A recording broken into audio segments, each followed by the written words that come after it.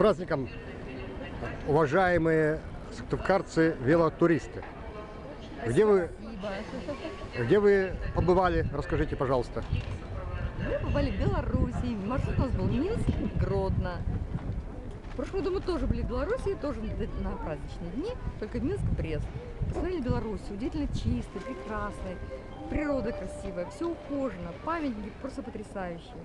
Особенно в селах. Настолько все ухоженное и красивое, очень удивляет это, конечно. Люди все работящие, доброжелательные. Так что вот у нас даже, вот видите, нам подарили даже вот такой вот значочек в честь Дня Победы, белорусский только. Вот. Поэтому И откуда вы начали педали крутить? мы начали с Минска, до Минска мы доехали поездом, а с Минска начали крутить педали. И поэтому вот до Гродно крутили, почти до Гродно. Сколько у вас человек было? У нас было 15 человек. Группа достаточно солидная такая, внушительная.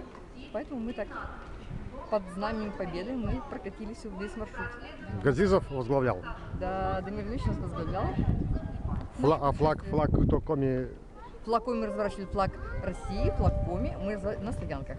Мы с флагом не ехали, поскольку мы не... Ночевали где? Ночевали мы в лесу.